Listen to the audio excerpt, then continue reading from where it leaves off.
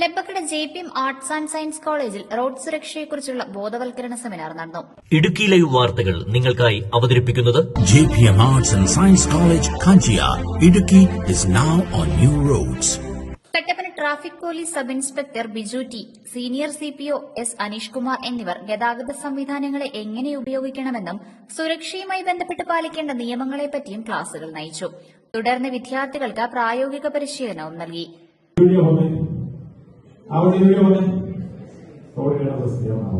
അല്ലേ? അപ്പൊ കൃത്യമായി നമുക്ക് അറിയാൻ പറ്റും.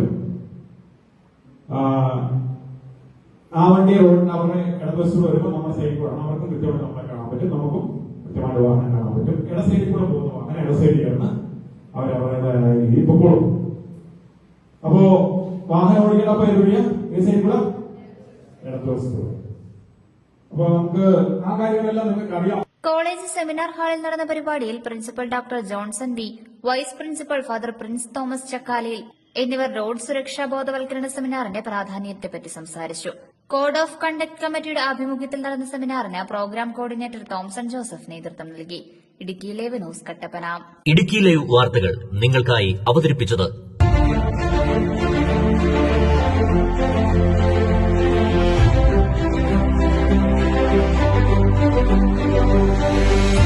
JPM Arts and Science College, Kanchiyar, Idukki is now on new roads. We are the first and the only one NAC accredited unaided college in Idukki with CGPA of 2.85 and B double+ grade.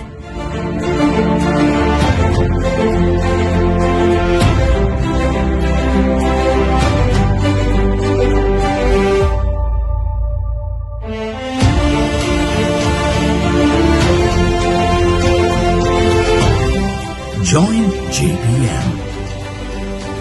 Excel on a campus with quest for quality.